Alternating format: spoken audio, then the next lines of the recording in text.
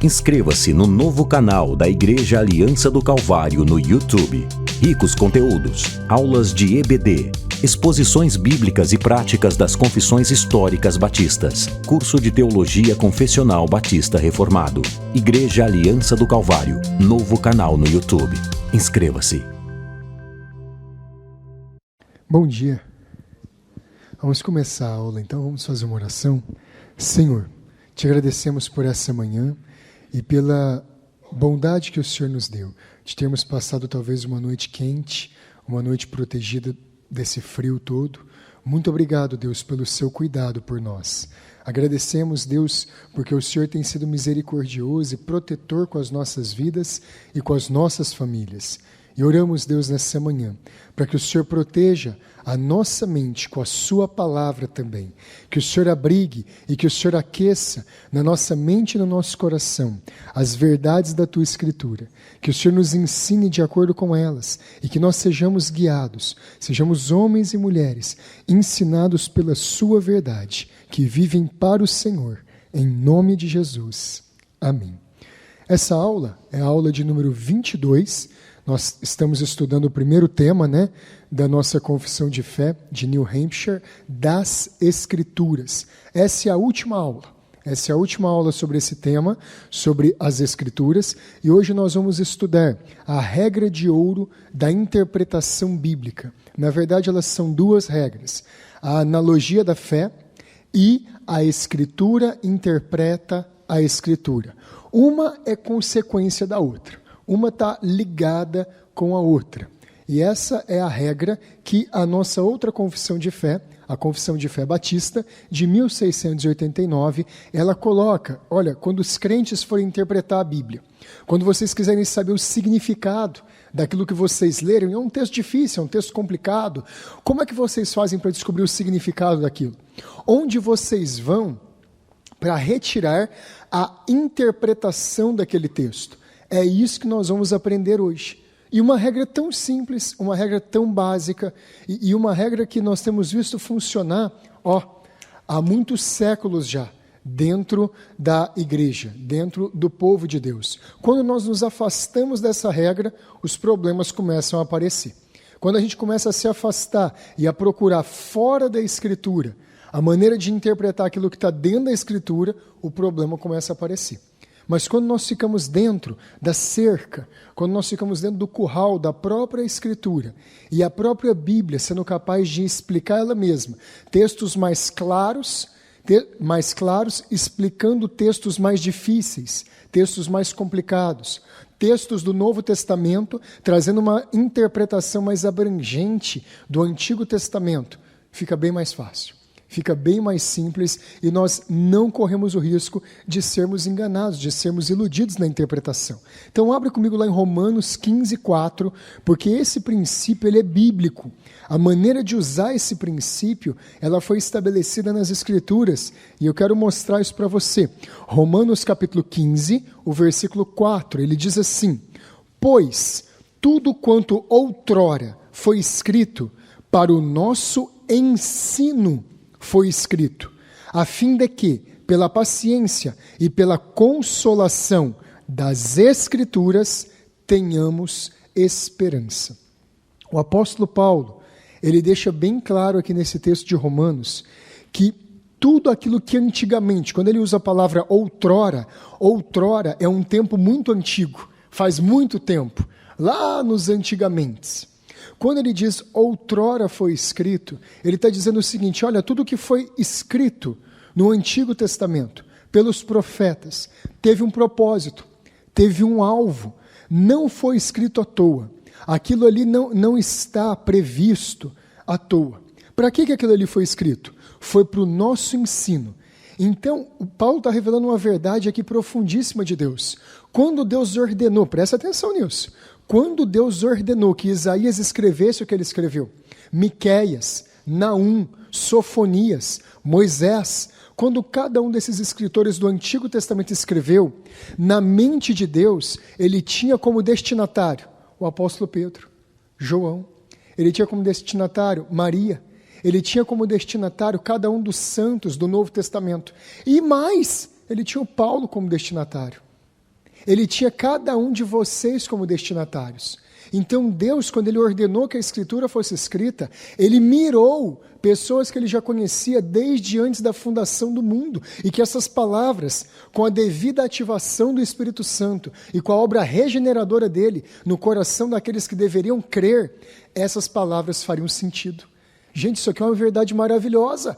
É a mesma coisa que você pensar que, não sei, há tantos anos atrás, 3 séculos atrás, Shakespeare escreveu uma das peças dele, sei lá, Macbeth, qualquer outra peça dele famosa, ele escreveu uma dessas peças pensando em você, 300 anos depois.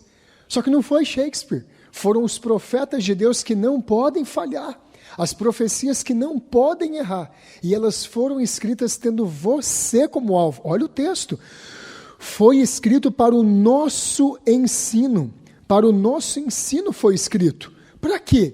A fim de que, pela paciência e consolação das Escrituras, tenhamos esperança. Então as Escrituras, elas foram escritas numa linguagem, elas foram escritas por um Deus com o alvo, focando que isso um dia fizesse sentido para nós. Então isso já nos dá no começo da aula a noção de que Deus quer que nós entendamos as Escrituras. Tudo que nós pudermos entender das Escrituras é a vontade de Deus que nós entendamos. Deus não quer que você fique com a cabeça coalhada de ponto de interrogação, cheia de dúvidas. Não, Deus quer que você entenda as Escrituras. Deus não quer que você faça com as Escrituras como o Minuto de Sabedoria, aquele livro lá, católico. Vou abrir aqui, vou ver o que Deus vai falar comigo hoje. Não. Deus quer que você estude, compreenda, compare uma parte com a outra, um autor com o outro. Como é que Paulo fala do amor? Como é que João fala do amor? Como é que é o amor lá no Evangelho de Mateus? Deus quer que nós comparemos essas coisas todas. Por quê? Porque Ele nos deu a Escritura para que a consolação delas gerasse esperança em nós. Então, a Bíblia é para ser estudada. A Bíblia é para ser compreendida. Esse é o grande alvo das Escrituras, que elas sejam estudadas. As Escrituras abertas no Salmo 91 não faz bem nenhum para sua casa. Não purifica o ambiente de jeito nenhum. E se a Bíblia for velha, ainda vai dar alergia nos outros. Então não muda, é melhor comprar um bom ar. Aí o bom ar ajuda. Agora a Bíblia lida, o Salmo 91 lido, o Salmo 23 lido, isso ajuda muito. E lido e interpretado, compreendido corretamente. Esse é o desejo da Escritura. Esse é o desejo de Deus, da mente dele, quando ele ordenou que isso fosse composto para nós. Gente, isso aqui dá um conforto muito grande, porque você pensa, Deus estava comigo em mente quando ele ordenou que esse livro fosse escrito. Ele pensou em mim, Ele pensou na minha vida. Quantas vezes será que você já leu a Bíblia e falou, Senhor, obrigado por esse texto. Ele falou comigo, Ele está aqui por causa de mim. Não é presunção você pensar isso, não é prepotência. Mas imagina, né, pensar que Deus escreveu um texto desse para mim. É para você mesmo. O apóstolo Paulo falou que foi para nós, foi para Ele. Foi para cada um de nós. Vamos ver isso aqui um pouquinho mais para frente. 1 Coríntios, só você ir um pouquinho para frente, no capítulo 4, versículo 6. O que mais que a Escritura faz? O que mais que ela nos ordena? 1 Coríntios 4, 6. Estas coisas, irmãos, apliquei-as figuradamente a mim mesmo e a Apolo. Que coisas? Os princípios da palavra de Deus que Paulo falou um pouquinho aqui para trás no capítulo 3. Por que ele fez isso? Por vossa causa, para que, por nosso exemplo, aprendais isto: não ultrapasseis o que está escrito, a fim de que ninguém se ensoberbeça a favor de um em detrimento de outro. Não ultrapasseis o que está escrito. Nós devemos ficar nos limites da Escritura. Não ultrapassamos o que está escrito. Não ultrapassamos os princípios da palavra de Deus. O que Deus quer que eu faça como filho? A Bíblia é suficiente para falar isso. E a interpretação do que a Bíblia fala disso é final. Não há outro caminho, não há outra forma, não há outra direção para nós. Essa é a direção que Deus quer que nós tenhamos. Por isso que Paulo diz, não ultrapasseis o que está escrito. Então nós vamos ter toda a Escritura, vamos comparar partes mais difíceis dela com as partes mais fáceis, e nós não vamos ultrapassar o que as Escrituras falam. Nós vamos permanecer exatamente naquilo que a Bíblia manda, naquilo que ela ordena. E nós não vamos sair dela para procurar sentido, para procurar interpretações, para procurar maneiras de viver fora das Escrituras. E aí a gente vai para a regra que a confissão de fé coloca. Se você está com ela aí, é o primeiro capítulo aqui, o item 9 da Confissão de Fé Batista de 1689, essa pretinha aqui. Abre lá para você ver, diz assim, ó, a regra infalível de interpretação da Escritura é a própria Escritura. E, portanto, quando houver uma questão, uma dúvida, sobre o verdadeiro e pleno sentido de qualquer Escritura, sentido esse que não é múltiplo, mas é único, esse sentido pode ser investigado por meio de outros textos que o expressem mais claramente. Gente, essa regra aqui, ela nunca vai cair. Eu quero explicar parte por parte dela a vocês. Por quê? Porque essa é a regra infalível. Essa é a maneira que nós temos de comparar coisas espirituais com espirituais. Lembra lá, 1 Coríntios capítulo 2, versículo 13? E nós, comparando coisas espirituais com as espirituais, vos exortamos a que não recebais a palavra de Deus em vão. Então nós comparamos coisas espirituais com espirituais. Por que isso é tão importante? Porque muitos estudiosos da Bíblia, quando vão estudar nas línguas originais, estudam lá, por exemplo, o grego do Novo Testamento. Eles querem fazer comparações.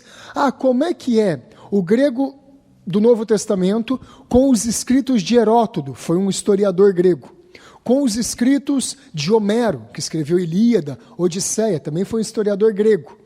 O que eles fazem? Só porque a Bíblia foi escrita em grego, e esses outros historiadores clássicos do grego também foram escritos em grego, eles acham que o apóstolo Paulo, por exemplo, usou a palavra Deus no grego, Theos, do mesmo jeito que Homero usou em Ilíada, do mesmo jeito que Xenofonte usou em um outro escrito dele. Não, isso é falso. Porque nós temos que comparar coisas espirituais com espirituais. A Escritura, os autores do Novo Testamento, eles pegaram os termos da língua grega e muitas vezes eles deram outro sentido para esses termos no texto do Novo Testamento. Vou dar um exemplo para vocês. A palavra eclésia, que é igreja, no Novo Testamento. Essa palavra já existia no grego. No grego clássico, ela significava uma reunião, uma assembleia popular para decidir algo. No Novo Testamento, ela não significa a mesma coisa. No Novo Testamento significa uma assembleia, uma reunião do povo de Deus para cultuar a Deus. Então mudou o sentido. Se eu pegar um dicionário de grego clássico, ele vai falar uma coisa. Mas se eu pegar um dicionário de grego bíblico, a palavra eclésia, ela diz outra coisa, porque ela está relacionada ao contexto. Então isso mostra o quê? Que não adianta só ser grandes estudiosos do hebraico, do grego, para interpretar a Bíblia. Eu preciso ser um grande estudioso de todo o sistema da Escritura. Se eu não entender a lógica da mente de Deus na Escritura, eu vou interpretar tudo errado a Bíblia. Eu vou interpretar tudo incoerentemente. Eu vou pegar um punhado de coisas lá das ciências linguísticas e as pessoas trazem isso para a interpretação da Bíblia e saem as interpretações mais absurdas que existem. Pessoas negando a eficácia do sangue de Jesus como substituição pelo pecado. Pessoas negando várias doutrinas essenciais da fé cristã, a encarnação de Jesus, a divindade de Jesus, tudo porque eles vão lá, pegam as ferramentas, que são ferramentas seculares, e tentam interpretar a Bíblia de acordo com aquelas ferramentas seculares. Não serve, não funciona. A Bíblia tem que ser interpretada dentro dela mesma. Por isso que a nossa confissão fala, a regra infalível de interpretação da Escritura é a própria Escritura. A própria Escritura. Nós vamos ver um exemplo disso agora mesmo. Um exemplo, eu separei um exemplo bem cabeludo aqui para a gente ver. Um bem difícil, comparando o Antigo Testamento com o Antigo Testamento e depois comparando com o Novo Testamento. Mas importante entender, e isso aqui é só um panorama, gente, de interpretação. O que é hermenêutica? Talvez você já ouviu falar muito desse termo. Você tem que saber hermenêutica para interpretar a Bíblia. Hermenêutica é uma palavra grega que significa interpretação. Você tem que entender como interpretar um texto. É o estudo dos métodos corretos de interpretação da Bíblia. Existem métodos. Esse que eu estou falando para vocês, Escritura, explica a Escritura, e a analogia da fé, comparando todas as coisas com o sistema doutrinário da Bíblia, é uma ferramenta, é um método de interpretação da Bíblia, correto. Na hermenêutica, aprendem-se quais são os princípios de interpretação da Bíblia. São as ferramentas que nós utilizamos. Como é que eu faço para chegar à compreensão exata de um texto, à compreensão exata dessa passagem? Você vai estudar aquilo que a hermenêutica te dá de ferramentas para você poder, quer dizer que eu interpreto assim, eu uso essa regra, eu tenho que entender dessa forma. A hermenêutica faz isso. Só uma explicação, porque às vezes se ouve muito essa palavra, mas não se entende o que ela quer dizer. E tem uma outra palavra que tem a ver com essa também, que é exegese. Ex, no grego, é extrair, é arrancar, é tirar alguma coisa. Exegese, ex mais gênesis, é extrair o significado primário de alguma coisa. Isso é exegese. É você tirar o significado primário de alguma coisa. É você tirar a origem de uma palavra. Exegese é o processo, é o trabalho de interpretar determinado texto da Bíblia utilizando as línguas originais. Então, exegese é você saber o grego, é você saber o hebraico, e você interpretar aquele texto bíblico, porque você está indo logo na Gênese, né? Você está indo logo no princípio. Você vai interpretar com as línguas originais, usando a gramática. Essa palavra que eu estou lendo aqui é um verbo? É um substantivo? É um advérbio? É um adjetivo? Que palavra que é essa aqui? Você vai usar as regras da gramática. Você vai estudar o sujeito, o predicado da frase. Você vai usar as regras gramaticais para entender o que aquele texto está dizendo. Mas você não usa só isso. Na exegese, você usa também conhecimentos de geografia, de história, de literatura comparada e conhecimentos culturais daquelas épocas. Então, tudo isso é importante. Por exemplo, quando o Thales pregou aqui semana passada e falou sobre é mais fácil um camelo entrar no reino dos céus. Espera aí. É mais fácil, o camelo não entra no reino dos céus, não. É mais fácil um camelo passar no furo de uma agulha do que um rico entrar no reino dos céus. Você precisa, obrigatoriamente, primeiro entender como é que isso está escrito no grego. É camelo mesmo? É camelo que está escrito ali? É camelo. É furo de uma agulha, fundo de uma agulha? É fundo de uma agulha mesmo que está escrito. Tá. Eu preciso ter conhecimento geográfico. Tinha algum lugar naquela época que chamava agulha em Jerusalém? Parece que tinha. Tem alguns estudiosos que dizem que tinha uma portinha lá que talvez se chamasse agulha. Mas será que é essa a comparação que Jesus quer fazer? Aí você vai atrás dos conhecimentos culturais daquela época. Tudo isso te ajuda a falar, não, parece que essa passagem quer dizer tal coisa e não aquela outra. Então, tudo isso faz parte da interpretação da Bíblia. E aí nós vamos vendo o quanto que, para pregar a palavra de Deus, os homens precisam ter conhecimento. Não pode ser qualquer coisa. Não pode ser de qualquer jeito. Para pregar a palavra de Deus e para ensinar na casa de Deus, precisa ter conhecimento dessas ferramentas todas. Você precisa entender dessas coisas, precisa saber dessas coisas, porque senão você vai falar uma coisa que a Bíblia não fala. Você vai ensinar uma coisa para a igreja, para a sua esposa, para a sua família, que não é o que a Bíblia está ensinando. Olha o perigo do negócio. Olha o perigo. Por isso que Tiago, ele vai falar lá na carta dele, não queiram todos ser mestres, sabendo que vamos sofrer superior juízo. Ensinar a palavra de Deus é uma tarefa séria. Nós temos que falar a palavra de Deus, na presença de Deus, do jeito de Deus. Senão a gente corre o risco de ser falso profeta e anunciar uma coisa que Deus não está anunciando. Tudo isso aqui é importante. Vamos avançar um pouquinho mais. A nossa confissão de fé fala assim também: portanto, quando houver uma questão sobre o verdadeiro e pleno sentido de qualquer escritura, de qualquer passagem da escritura, sentido esse que não é múltiplo, mas único. O que ela está querendo dizer com isso? A Bíblia não é a cartola de um mágico que você enfia a mão lá dentro e você arranca de tudo. Varinha, coelho, lebre, baralho. Não sai tudo da Bíblia, não.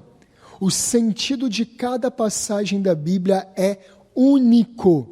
O que isso aqui significa?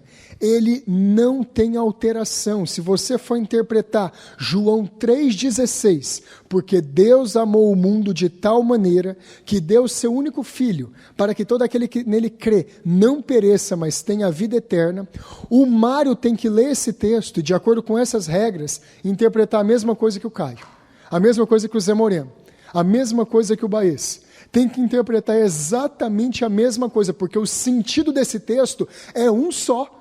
Não dá para eu interpretar de dois jeitos. Não, aqui quer dizer, olha, porque Deus, não esse Deus aqui. Não. Tem que ser exatamente a mesma coisa. Aqui no Brasil, lá na China, lá no Japão, lá nos Estados Unidos, a interpretação é a mesma. E isso aqui é muito importante. O sentido de qualquer escritura não é múltiplo, mas é único. Porque isso aqui nos guarda de um punhado de besterol, de um punhado de heresia. Gente, ter a Bíblia é importantíssimo. Saber como interpretá-la também é importantíssimo. Porque senão você tem nas suas mãos uma excelente ferramenta, mas você não sabe usar. Você não sabe como é que funciona. Não faz parte dos seus recursos ali saber como usar essas coisas. Não dá para usar. A Bíblia é a mesma coisa, você precisa saber como utilizá-la. Então, cada texto da Escritura só tem um sentido. Não, isso aqui, sabe, quer significar que Deus está me dirigindo para fazer tal coisa. Não, essa palavra ela foi direcionada para um povo, essa parte da Escritura foi direcionada para um tipo de pessoas, e ela significa exatamente isso, ela não significa outra coisa. Sentido único de interpretação, então, é que a passagem só tem o significado que o autor desejou que tivesse. Gente, isso aqui é muito simples. Você escreve um e-mail, você escreve uma mensagem, você escreve uma carta e manda para uma pessoa. Aí a pessoa lê e fala: que absurdo! Por que o fulano escreveu isso para mim? Mas o que ele escreveu aí? Não imagina por que ele falou desse jeito, por que ele usou essas palavras, ele falou assim. A pessoa que está lendo, ela leu aquele texto, e ela interpretou aquele texto, não de acordo com o que estava escrito naquele texto, mas ela interpretou aquele texto, e ela supôs que a pessoa que escreveu para ela queria dizer uma coisa. Agora ela liga para a pessoa: fulano, você me mandou aquela carta lá, o que é isso, rapaz? Isso não se fala, não, ué. Isso não se faz. Mas por quê? Não, porque você disse isso, aquilo outro. Não, mas o que eu disse aí foi assim, assado. Nossa, ainda bem, porque eu fiquei até preocupada. Imaginei que você estava querendo dizer outra coisa. O intérprete, aquele que lê o que foi escrito, ele não tem o direito de supor, ele não tem o direito de imaginar, ele não tem o direito de dar o significado que ele quer para a mensagem que ele recebeu, para a carta que ele recebeu. Irmãos, eu estou falando isso, mas isso é o que mais acontece na nossa sociedade atual. Você abre a Folha de São Paulo, você abre o UOL, você abre o G1, você abre o Estadão, e você lê lá uma notícia bombástica. Olha, aconteceu tal e tal coisa. Aí depois você vê a notícia como é que era, talvez, em um outro meio de comunicação mais sério, que não é marxista, que não é politizado. Não, o presidente falou isso, aquilo, outro. O ministro falou assim, assado. Vou dar um exemplo claro. Essa semana uma polêmica danada, porque estão dizendo aí que o Bolsonaro quer escravizar as crianças. Quer colocar os meninos para trabalhar, trabalho escravo e criança. Aí ele foi lá e explicou: não, gente, Eu só estou querendo que as crianças, ao invés de ficarem na rua, não fazendo nada e sendo matéria-prima para o tráfico, eu quero que elas trabalhem, eu quero que elas aprendam o ofício desde pequena, eu quero que elas aprendam o valor do dinheiro para que nós possamos formar de novo uma geração como era 70 anos atrás. A imprensa pegou tudo isso e deturpou toda a informação dele. O intérprete, aquele que lê as Escrituras, ele não tem o direito de enfiar no texto bíblico o que ele quer. Nós tiramos do texto bíblico o que a Bíblia diz. Um exemplo muito bom disso é Efésios 2, do 8 ao 9. Porque pela graça sois salvos, e isto não vem de vós, é dom de Deus, não vem das obras para que ninguém se glorie. Perfeito, esse texto. Muita gente vai interpretar esse texto, talvez do viés arminiano. Não, mas está escrito aqui, porque isto não vem de vós. O que não vem de vós é a salvação, a graça de Deus não vem de nós, para que ninguém se glorie, porque se a graça é um presente, né? Então que ninguém se glorie da graça de Deus, porque a graça vem do Senhor. Mas não é isso que o texto está dizendo. O texto está dizendo outra coisa. Você vai no grego e você vê que o isto, essa partículazinha, isto, é neutra no grego. Ela não é gênero feminino e não é gênero masculino. Então, quando é usado isto, ela quer significar a mesma coisa que ambos. Porque pela graça, porque pela graça sois salvos, e isso não vem... Não, mas o versículo anterior Gente, fugiu, peraí, vamos abrir lá. Efésios 2:8. Peraí que eu te explico direitinho para não ter confusão nessa parte.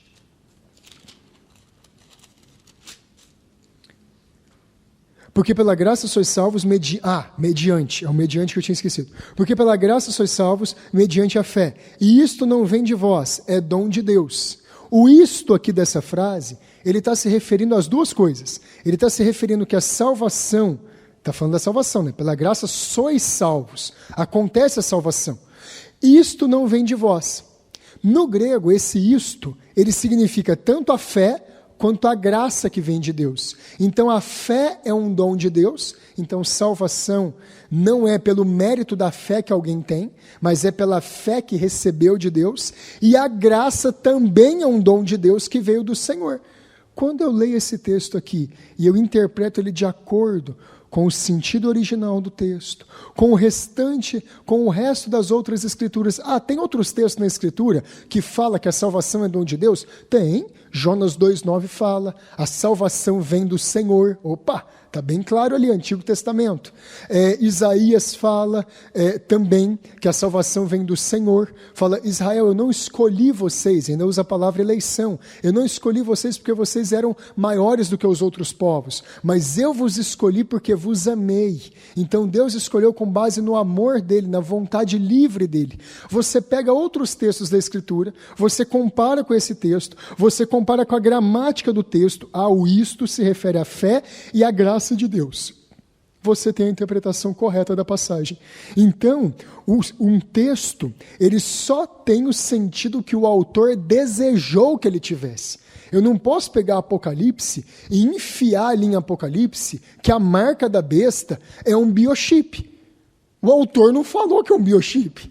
O autor não falou que é um microchip. O autor não falou que é o código de barras. Não, mas eu tenho certeza. Rapaz, certeza é uma palavra difícil nesse mundo.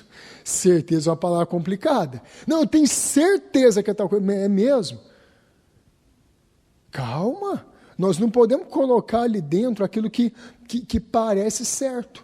Há alguns anos atrás, quando o Papa João Paulo II assumiu a Igreja Católica de Roma, o nome dele era Karola Wojtyła, ele era polonês.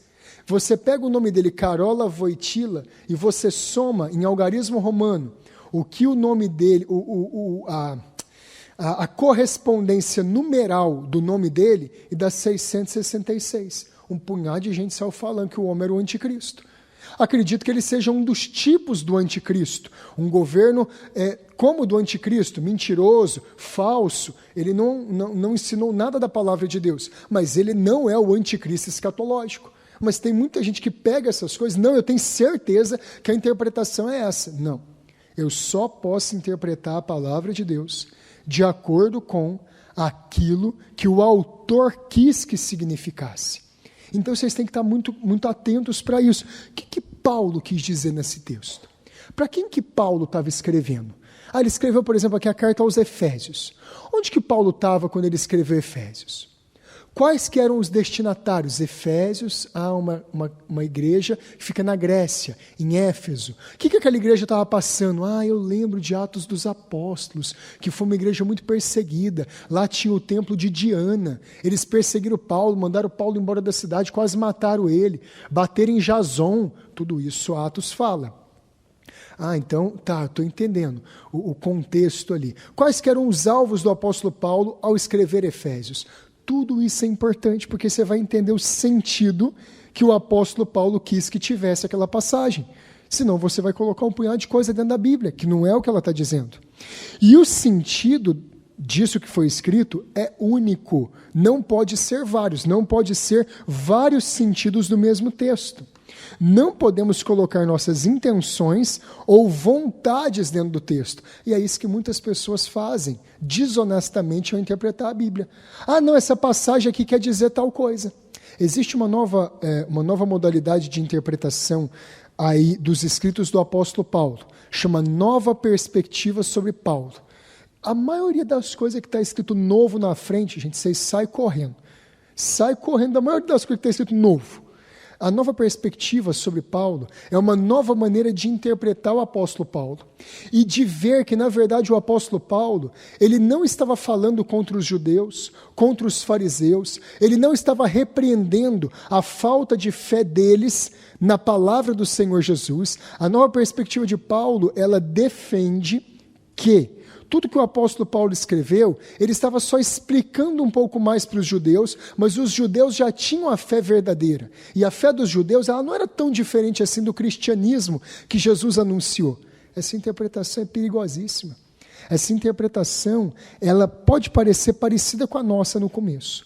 Lá no final, ela leva para um desvio gigantesco. Porque o apóstolo Paulo, Jesus, eles desceram a lenha sobre os fariseus, e os fariseus não entenderam coisa nenhuma da graça de Deus, não. Então, os judeus, eles não entendiam coisa nenhuma da graça de Deus. Mas essa nova perspectiva de Paulo está ganhando peso. Está ganhando corpo aí, no meio de muitos teólogos liberais. E essa nova perspectiva de Paulo leva a uma reinterpretação do livro de Romanos. E o livro de Romanos reinterpretado, a justificação pela fé é um ato que uma pessoa pode ter, porque essa pessoa tem um pouco de fé já no coração dela, ela tem algo que Deus já deixou um pouco ali no coração dela. Então a salvação não é um ato exclusivo, soberano de Deus, um ato eletivo de Deus. Não. A salvação, ela é uma sinergia, uma cooperação entre homem e Deus. Todas essas concepções foram sendo criadas, pegando lá no comecinho uma interpretação errada, um sentido errado de uma passagem. Tomar muito cuidado com isso. O texto tem que falar conosco o que ele deseja e não o que gostaríamos. Se a Bíblia fala que é daquele jeito, é daquele jeito. Nós não podemos alterar, não, na verdade. Sabe o que é? Isso aqui quer dizer tal coisa, para a gente abrandar ou para a gente aumentar o significado da Bíblia. Tudo isso aqui é importante. Agora vamos fazer um outro parênteses na interpretação da Bíblia. O sentido de uma passagem é único. O texto fala exatamente o que o autor quis que ele dissesse. Porém, a aplicação desse texto pode ter várias maneiras de se aplicar esse texto. Vou dar um exemplo. Porque Deus amou o mundo de tal maneira que deu o seu único filho para que todo aquele que nele crê não pereça, mas tenha a vida eterna. Se eu estou pregando esse texto num hospital, eu vou pregar esse texto com um sentido de esperança para uma pessoa que está lá, talvez no leito de morte, e eu vou falar, confia. Esse texto aqui está garantindo que Deus deu o Filho dele pelo mundo, por pessoas de todo tipo, de toda classe, de toda nação. O mundo ali não quer dizer que Jesus morreu por cada pessoa individualmente do mundo. Quer dizer que ele morreu pelos que deveriam ser salvos de todas as nacionalidades do mundo. Eu vou confortar a pessoa que está ali no leito de hospital falando, olha, a morte de Cristo se aplica a você. Você pode se arrepender dos seus pecados. Ele morreu por você. Ele pode salvar a sua vida. Você pode crer nele. Só que eu posso usar esse mesmo texto para pregar em um outro contexto e dizer o seguinte, olha, não despreze a morte do Filho de Deus, porque se você desprezar, não existe nenhum outro sacrifício e não existe nenhuma outra oferta dada para salvar os homens, a não ser o Senhor Jesus Cristo. Porque somente aquele que crer nele não vai perecer. Olha, eu estou usando o mesmo texto, mas eu dou mais ênfase numa parte do texto, lá no hospital, na Santa Casa, e mais ênfase nesse texto, talvez pregando numa casa de recuperação para um outro tipo de público. Isso se chama aplicação da Bíblia. Enquanto o sentido de um determinado texto tem o significado que o autor desejou que tivesse, a aplicação do texto pode ser de diversas formas, dependendo da faixa etária. Eu posso fazer o texto ficar mais simples para uma criança entender, para um idoso entender, dependendo da faixa etária, dependendo do sexo da pessoa, se é homem ou se é mulher, dependendo dos pecados que eu quero denunciar, dependendo do encorajamento que eu quero dar, o alerta que eu quero usar naquele texto, a doutrina que eu vou dar ênfase naquele texto, enfim, a aplicação depende do contexto para quem o texto está sendo exposto, sempre respeitando o sentido original e único do texto. A gente sempre vai respeitar o sentido original, mas vai aplicar para públicos diferentes. Gente, isso é maravilhoso. O apóstolo Paulo confirma isso que eu estou ensinando para vocês na própria Bíblia. Ele fala assim, fiz de tudo para com todos, para ver se de alguma forma posso salvar alguns. O que ele está querendo dizer? Olha, com os judeus eu agi como judeu, com os gentios eu agi como gentio, ainda que eu não estivesse sem a lei de Deus. Não é que ele moldou a Bíblia para os interesses das pessoas, mas eu vou pregar para um povo que não é judeu. Para que eu vou dar ênfase na circuncisão? Para que eu vou dar ênfase no sacrifício do Antigo Testamento? É muito melhor para quem não é judeu eu dar ênfase no pecado original de Adão, porque em Adão toda a humanidade está representada, do que eu ficar falando de Abraão para a pessoa e ela fala assim, eu não sou de Abraão, eu não sou judeu. Então eu vou usar um texto do Antigo Testamento falando sobre a pecaminosidade universal lá de Adão. Foi exatamente isso a diferença de Lucas para Mateus. Tem duas genealogias, não tem? De Jesus no Novo Testamento. E em Mateus, você tem a genealogia de Jesus começando lá com Abraão. Em Lucas, você tem a genealogia de Jesus começando lá com Adão. Por quê? Destinatários diferentes. A palavra de Deus não é a mesma? É, mas Mateus estava escrevendo para judeus. Era importante provar para os judeus que Jesus, ele era o Messias da linhagem de Abraão. Lucas estava escrevendo para os gentios, para os outros povos. Era importante mostrar para eles que Jesus Cristo veio do primeiro homem e da primeira mulher criada, que ele é o ancestral comum e o salvador comum de toda a humanidade. Ele foi lá mais atrás em Adão. Então a Bíblia faz isso todo o tempo, e isso não tem nada de errado, de forma alguma. Olha só, quando os reformadores se apartaram do catolicismo romano, reconheceram a Bíblia como a autoridade suprema, sola escritura, somente a escritura, e estabeleceram regras básicas de interpretação da Bíblia. O primeiro princípio ficou conhecido como analogia da fé. Analogia é comparação. É você fazer a comparação de um texto da Escritura com outro texto. E o termo analogia da fé significa você comparar um texto que você está estudando, suponhamos que você está estudando Apocalipse, você vai comparar aquele texto de Apocalipse com os capítulos anteriores de Apocalipse, vamos supor que você está estudando Apocalipse capítulo 12. Você vai comparar Apocalipse capítulo 12 com Apocalipse capítulo 13, com Apocalipse capítulo 11, 10, até o 1, e vai comparar Apocalipse capítulo 12 com o 13, 14, 15, até o 22. Você vai entender aquele texto no contexto maior dos capítulos que vêm antes e dos capítulos que vêm depois. Depois você vai entender no contexto da carta inteira de Apocalipse. Depois você vai entender no contexto do Novo Testamento inteiro. E depois você vai entender no contexto do Antigo Testamento inteiro. E aí você chega na analogia da fé. O que é a analogia da fé? Você vai entender aquele texto, lembra, Apocalipse 12, no contexto geral de todo o sistema doutrinário bíblico. Aquele texto, o que ele tem a ver com toda a teologia cristã, com tudo que a gente tem na doutrina cristã. É assim que você faz uma interpretação correta. É isso que significa a analogia da fé. Fé aqui não é só de crença. Fé é o conjunto de doutrinas que a gente crê. Você pega todo esse conjunto de doutrinas, tudo que você já leu nas Escrituras, que você já aprendeu em teologia, e você vai estudar aquele texto com base nisso.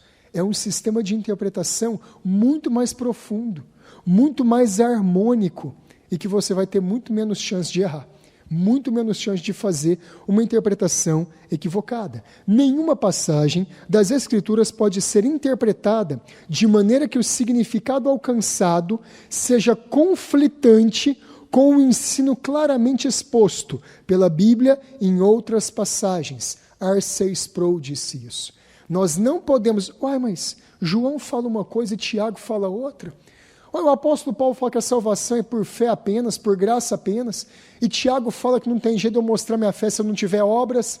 Está vendo? Tem contradição aí, tem coisa errada. Tiago está mandando ser salvo pela fé, Paulo está mandando ser salvo pela graça. Eu jogo cara ou coroa, vamos ver qual que eu gosto mais. Ixi, deu Paulo, beleza, é graça. Ih, deu Tiago, zangou, tem que lutar. Não é desse jeito. Você compara as duas coisas e você usa o entendimento de toda a Escritura para entender que Tiago está falando uma coisa muito simples.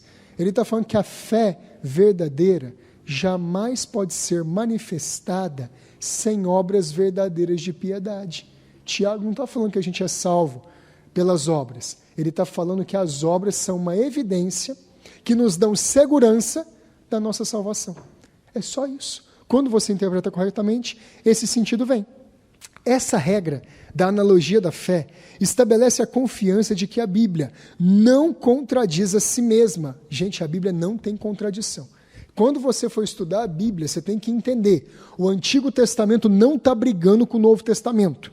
Não era um Deus do Antigo Testamento e outro Deus no Novo Testamento. E eu já expliquei isso melhor nas aulas anteriores. Eles são harmônicos. Eles não se contradizem. Mas a Bíblia é sempre coerente e harmônica em tudo que ensina.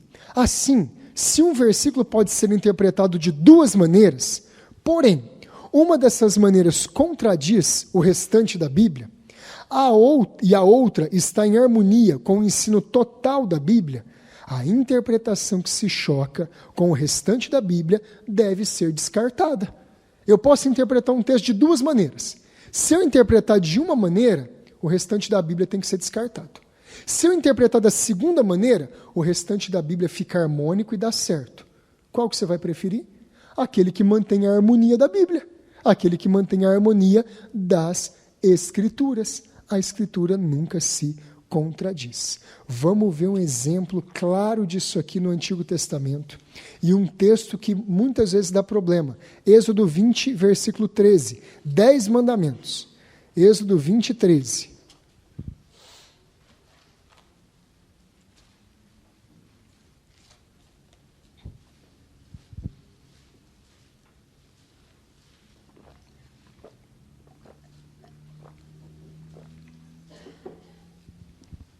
Veja só, Êxodo 20, versículo 13, muito claro, duas palavras só. Não matarás. Não matarás. Gente, está claro aqui. Uma ordem claríssima.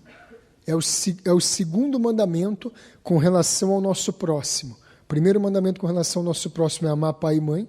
O segundo mandamento com relação ao nosso próximo é não matar. Gente, está claro aqui. Deus odeia o homem violento, a mulher violenta. Deus odeia o assassinato. Deus odeia que a morte seja praticada. Está claríssimo aqui. Deus é vida. Ele não se agrada da morte do que morre. E tem N versículos para nós interpretarmos juntamente com esse aqui. Não matarás. Está claro aqui. Deus não quer que eu mate. Se tivesse só esse versículo na Bíblia sobre morte, o que você deveria interpretar é: eu não posso matar. Mas aqui, vamos pensar um pouquinho sobre esse texto. Não matarás. Não matarás quem? Outro homem? O pai e a mãe? Provavelmente o pai e a mãe, porque aqui atrás fala que tem que honrar o pai e a mãe. Então, se matar o pai e a mãe, você não está honrando o pai e a mãe. Então, o pai e a mãe não pode ser morto. Beleza. Quem mais não pode ser morto? O carneiro? Pode matar carneiro? Pode matar boi para comer? Pode matar animais para comer? Frango, galinha, peixe? Podemos? Só por esse texto da Bíblia aqui, a gente entenderia que não. Não posso matar nada. Tudo que tem vida eu não posso matar. Então eu não posso matar boi, eu não posso matar carneiro. Portanto, nós estamos descobrindo aqui que todo mundo tem que ser vegano. E não pode fazer mal para os animais. Deixa os animaizinhos lá. Não pode fazer mal para eles. Só que aí você tem só esse texto na Escritura, de não matarás. Quando você come uma alface, ou apanha a alface do chão, você está matando a alface. Ela não vai poder continuar tendo vida. Quando você come uma maçã e joga os caroços no lixo, você está matando uma futura árvore de maçã. Então você descobriu que você não pode mais comer maçã também. Não pode mais comer nenhum tipo de verdura. Então você vai virar raeliano e vai viver da luz. Você vai começar a olhar para o céu e fazer fotossíntese. Mas porque não pode matar? Não pode matar animal. Não pode matar erva. Então só vegano não dá mais certo, não. Você tem que viver da luz. Percebe que você pode cair num punhado de interpretação errada se você pega só esse texto? Não, Deus mandou não matar. Não pode matar de jeito nenhum. É pecado matar. Não é isso que o restante da Bíblia fala. Porque Gênesis capítulo 9 fala, não beberás o sangue, porque no sangue tem a vida. Mas, aí ele vai lá e explica para Noé, de todo animal que é puro, tenho-vos dado por alimento. A Bíblia, ela deu os animais para o homem e as plantas como alimento. Não é pecado você comer animais, você comer plantas, nada, porque é disso que vem o nosso sustento. Só que se eu ficasse só com Êxodo 20, versículo 13, eu não posso matar nada. Aí você vai agir também como os indianos. As vacas fazem o que quer na rua, a rataiada prolifera, o negócio lá cresce e eles não matam. Mas por quê? Porque eles obedecem o mandamento? Não, porque eles acreditam que aquele rato lá pode ser a vovó, que morreu e reencarnou no rato. Eles acreditam que, não, pelo amor de Deus, não mata esse boi, não, isso aqui é o titio, não mata ele, não. Eles acreditam nisso. Então você percebe que uma falsa interpretação te leva a um punhado de consequências desastrosas. E aqui nesse não matarás tem uma consequência desastrosa para os cristãos. Mas antes da gente chegar no Novo Testamento e ver o que Jesus fala de morte no Novo Testamento, vamos ler o próprio Antigo Testamento. Deuteronômio 13. Pouquinho aí para frente de onde você está. 3 livros para frente de Deuteronômio. Foi o mesmo Moisés que escreveu não matarás. É o mesmo Moisés que escreveu Deuteronômio 13, versículo 6. Quando te incitar teu irmão, filho da tua mãe, ou teu filho, ou tua filha, ou a mulher do teu seio, ou teu amigo, que te é como a tua alma, está falando aqui de pessoas próximas, que você ama, dizendo-te em segredo, vamos, sirvamos a outros deuses que não conheceste, nem tu nem teus pais, dentre os deuses dos povos que estão em redor de vós, perto ou longe de ti, desde uma extremidade da terra até outra extremidade. Não consentirás com ele, nem o ouvirás. Se alguém em Israel chamasse o povo judeu para adorar outros deuses, para servir outros deuses que não fosse o único Deus verdadeiro, eles não poderiam aceitar. O que eles tinham que fazer? Não consentirás com ele, nem o ouvirás. Nem o teu olho o pouparás. Nem terás piedade dele. Nem o esconderás, mas certamente o matarás. A tua mão será a primeira contra ele para o matar, e depois a mão de todo o povo.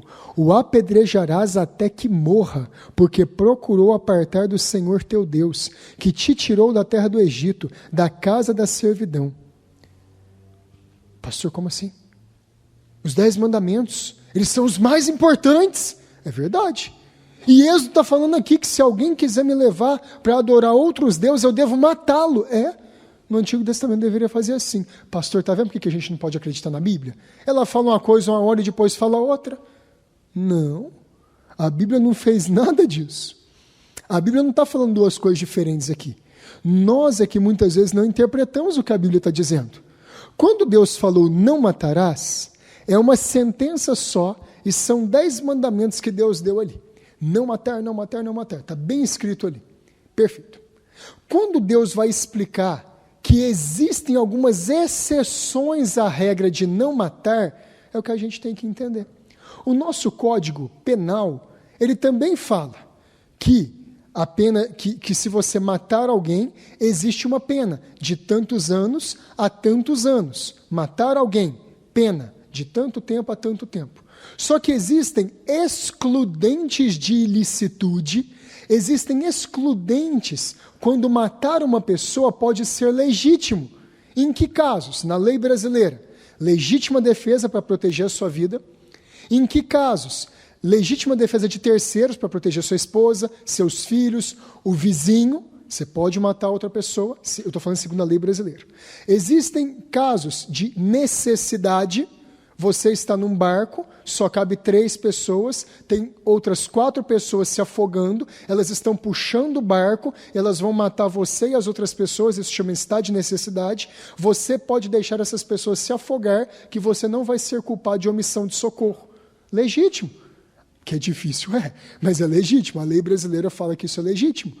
Todos esses casos são excludentes de ilicitude. Não é crime você matar pessoas nesse caso. O cara pula na sua casa armado, você também tem uma arma e você atira na pessoa e a mata para proteger a sua família. Não é crime no Brasil.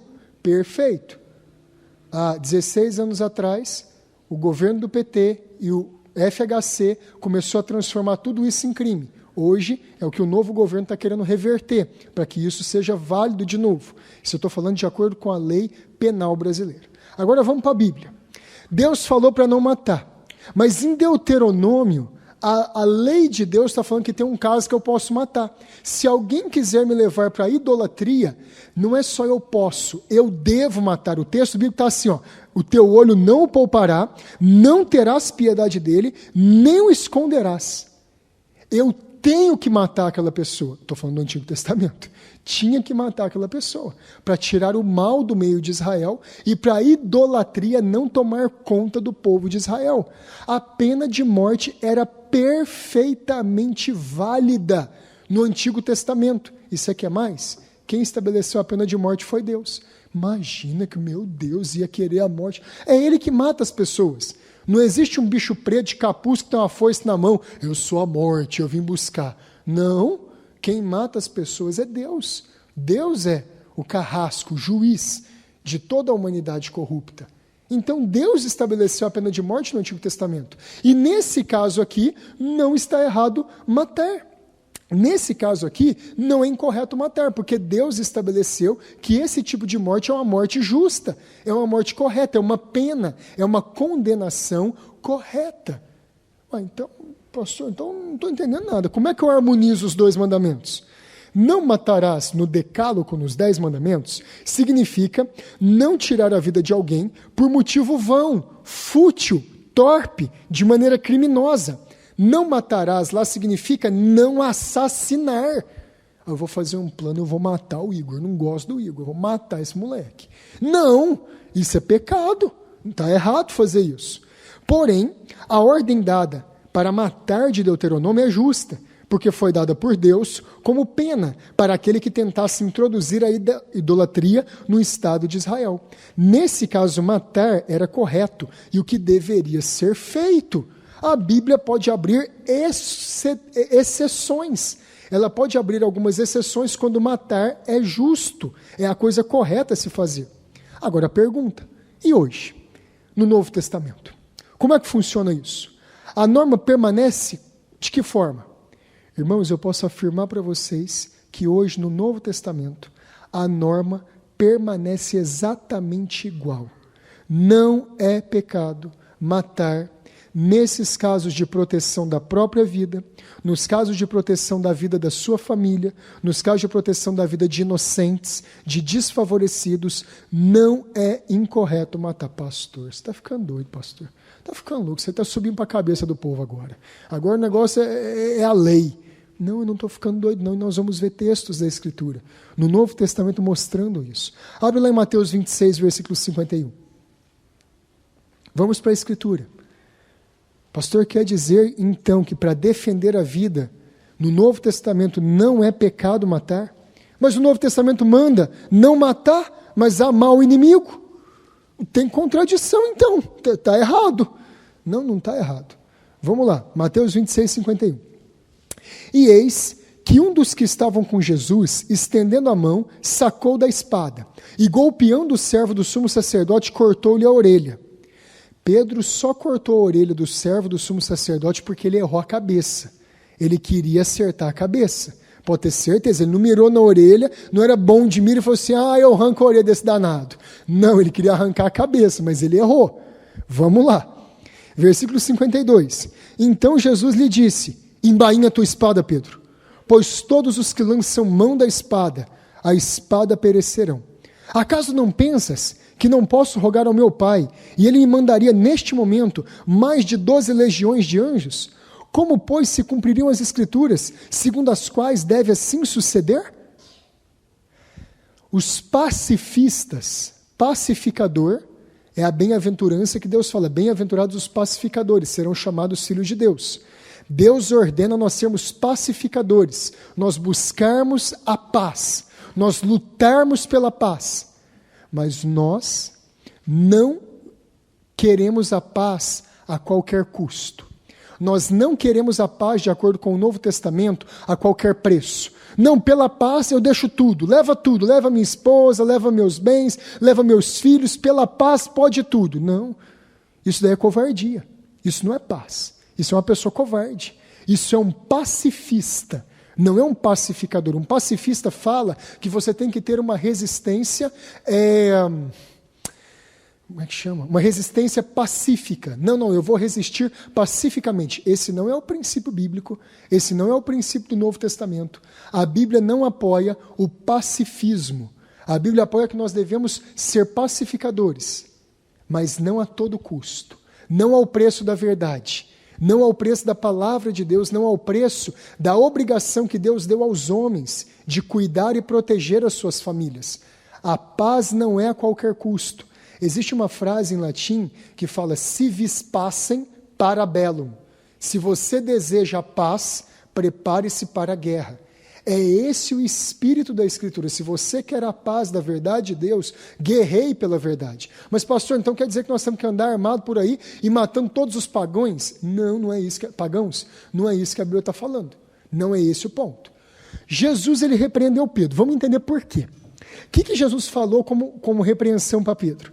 Embainha a tua espada. Jesus mandou Pedro guardar a espada. Então a primeira coisa, Jesus não mandou Pedro jogar a espada fora. Nós temos que ler a Bíblia. A Bíblia está aqui. Jesus não falou, joga esse instrumento do diabo fora. Não, a espada era de Pedro, tadinha, tinha ela, aí, deixa lá.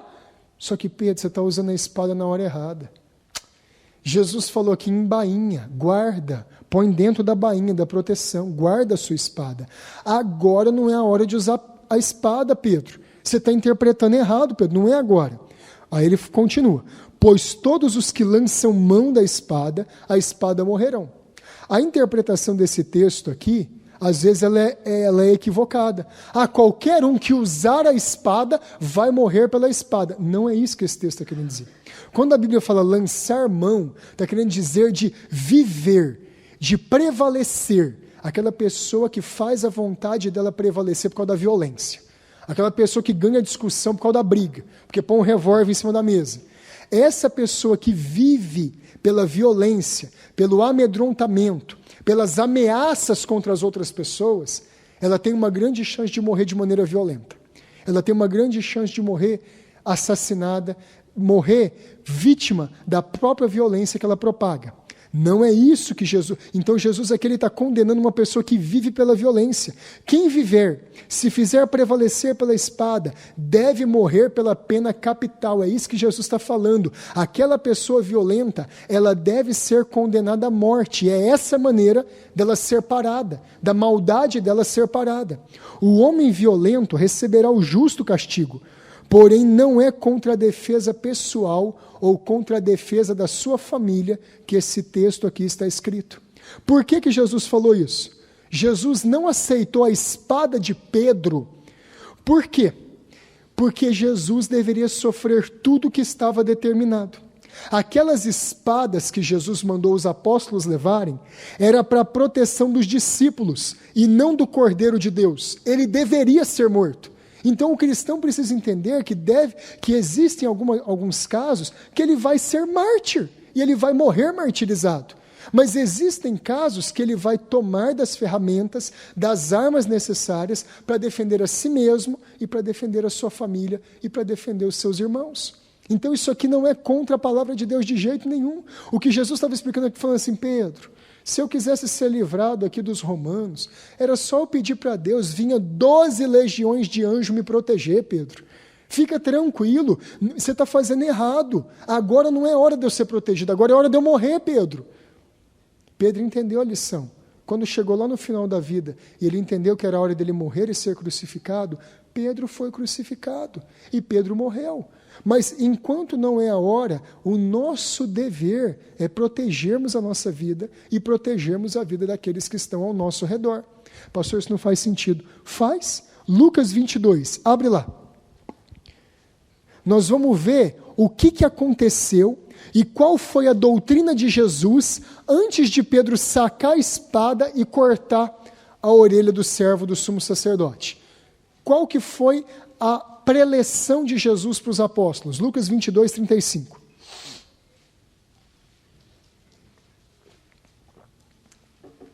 A seguir, Jesus lhes perguntou para os discípulos, quando vos mandei sem bolsa, sem alforge e sem sandálias, faltou-vos, porventura, alguma coisa? Nada, disseram eles. Então lhes disse: agora, porém, quem tem bolsa, tome-a, como também o alforge. E quem não tem espada, venda a sua capa e compre uma. Rapaz, Jesus estava mandando os apóstolos comprar arma. Agora deu errado. Agora os pacifistas ficam doidos. Quer arriscar a Bíblia nessa parte aqui. Quer falar que não pode. Mas está escrito, gente. Jesus, o Cordeiro de Deus, magnífico, santo, ele mandou os apóstolos comprar uma espada, mandou. Qual que é a saída de muitas pessoas que são pacifistas e não pacificadores? Não, isso aqui é um sentido figurado. Gente, não tem jeito, Jesus foi muito claro. Ele falou assim, quando eu mandei vocês sem bolsa, sem alforge, sem sandália pelo caminho, era a obra que eles iam fazer de evangelismo ali ao redor de Israel. Faltou alguma coisa para vocês? Não faltou. O que Jesus está querendo ensinar? Gente, eu mandei vocês e eu estava aqui na terra protegendo vocês. Qual que era a proteção dos discípulos contra a fúria dos fariseus, contra a fúria dos judeus? Jesus. Quantas vezes Jesus escapou do meio deles? Quantas vezes Jesus não permitiu que eles matassem ele? Quantas vezes Jesus não permitiu que eles tocassem nos discípulos? Os discípulos viviam morrendo de medo. Lá vamos nós para a Judéia, para morrer com o Senhor também. Jesus, calma, gente, não vai acontecer nada, eu estou aqui, eu protejo vocês. A tempestade quis matar os discípulos, Jesus não deixou. Jesus não permitiu que nada acontecesse com os discípulos, mas agora Jesus não estaria mais presente fisicamente com eles. E agora eles deveriam usar de toda a sabedoria e de todos os artifícios lícitos, permitidos por Deus, para preservar a vida deles.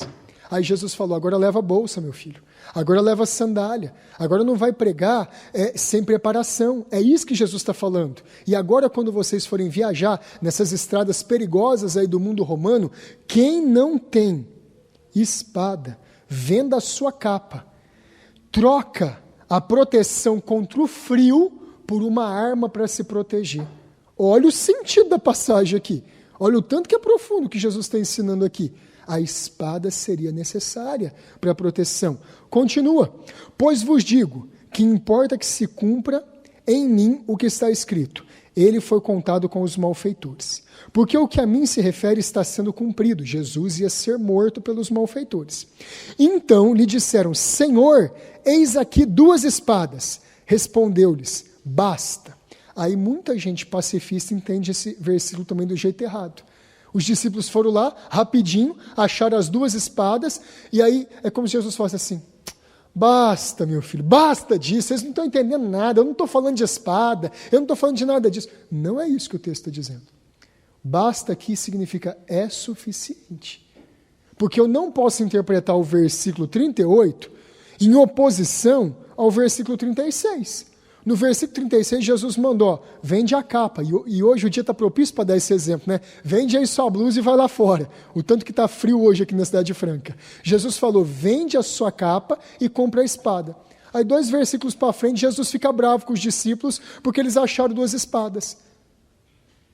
Só se Jesus tivesse transtorno bipolar, gente. Uma hora falasse uma coisa, outra hora falasse outra. É claro que ele não tinha. É claro que ele é Deus, é claro que ele é coerente. Então ele mandou os discípulos comprar a espada por causa de um princípio. E ele falou basta por causa do mesmo princípio. Já é suficiente. Mas por que ele repreendeu os discípulos então? Por que ele repreendeu Pedro? Por que ele falou para Pedro que ele estava usando a espada na hora errada? Porque aquela espada era para proteger Pedro. Aquela espada era para proteger os outros discípulos. Não era para proteger Jesus. Pedro estava na cabeça ainda com a mesma ideia que ele teve lá atrás, quando Jesus falou para ele: arreda de mim, Satanás. Mestre, de maneira nenhuma isso te acontecerá. Pedro ainda estava querendo proteger Jesus. Jesus falou: não, meu filho, essa espada é para você. Você vai precisar dela. Eu estou cumprindo o que o Pai quer da minha vida. Então, olha o tanto que envolve interpretação.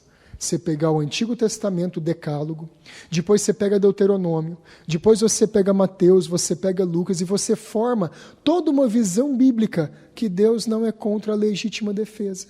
Deus é contra o homem violento, o homem que faz a vontade dele prevalecer na força, o homem que vive pela força. Para nós encerrarmos, abre lá em Romanos capítulo 13, porque nós vimos o Antigo Testamento, vimos Evangelhos e agora nós vamos ver nas cartas, que as cartas do apóstolo Paulo não são contra a pena de morte e nem contra a legítima defesa.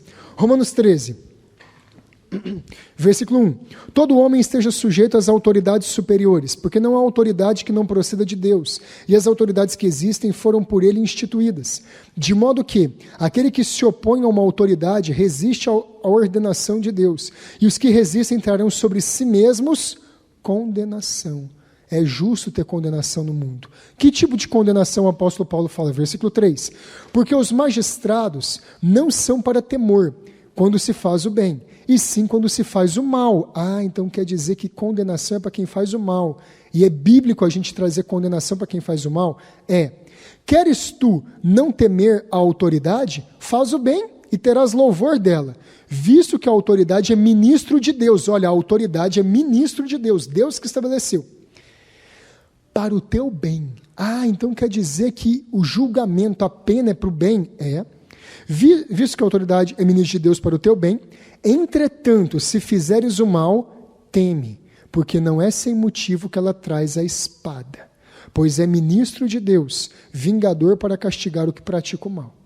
Irmãos, qualquer pessoa da época de Paulo que lesse esse texto e interpretar exatamente o que Paulo quis dizer, para que alguém carrega uma espada?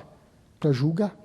Para matar, não é para fazer a barba, não é para cortar queijo, não, aquela espada era para a pena de morte, aquela espada era para punir os maus. Então Deus não é contra a legítima defesa, às vezes, de um ladrão, de alguém que entra na sua casa e você infelizmente não tem outro recurso a não ser atirar nessa pessoa se você tem uma arma, para proteger a integridade da sua família. Isso é bíblico, gente. É bíblico. Deus confiou a mulher para o marido para que ela fosse protegida pelo marido. Deus confiou os seus filhos a você para que você protegesse o seu marido. Aí entra o ladrão na sua casa, entra um drogado na sua casa.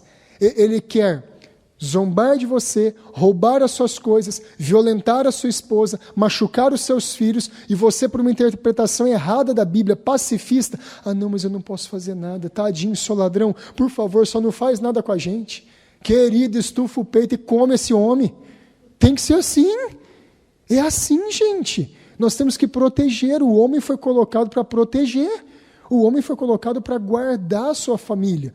E nós não podemos criar uma geração de filhos aqui nessa igreja e de homens aqui nessa igreja que sejam afinados, que sejam covardes. Não, é bíblico, não é em vão, não é sem motivo que traz a espada. Deus colocou na mão de cada homem a responsabilidade de levar a espada e de proteger a sua família, de acordo com a sua capacidade. Textos difíceis, textos complexos de interpretação, mas textos que, se nós começarmos a olhar para a Escritura e usar toda a Escritura, percebe que a gente foi interpretar esses textos lá com Êxodo, depois com Deuteronômio, Mateus, Lucas, Romanos, e nós fomos entendendo o significado de toda a Bíblia. É assim que a gente interpreta as Escrituras. Nós pegamos vários textos e vamos fazendo a analogia da fé. Vamos compreendendo o que toda a Escritura quer ensinar. Amém? É esse o texto, é esse a nossa última aula desse ponto aqui das Escrituras. Antes de encerrarmos, eu só quero mostrar, está disponível ali na livraria, esse livro aqui, As Doutrinas da Graça, Resgatando o Verdadeiro Evangelho, do James Montgomery Boyce e do Philip Ryken. É pela editora Vida Nova. Está no preço de custo ali na livraria. Esse livro aqui vai ser muito importante para as próximas aulas que nós vamos ter na Escola Bíblica Dominical. As Doutrinas da Graça, Resgatando o Verdadeiro Evangelho. Esse livro vai ser muito bom para a compreensão das doutrinas da graça, do Evangelho, da soberania de Deus, de como Deus salva pecadores. E nas nossas próximas aulas da Confissão de Fé de New Hampshire, esse assunto vai começar a aparecer. Se você quiser, disponível ali no preço de custo, R$35. Semana que vem, não tem escola dominical, não tem escola de juniores, vai ser uma semana de folga, mas depois a gente retoma. Deus te abençoe, bom domingo, até agora mesmo.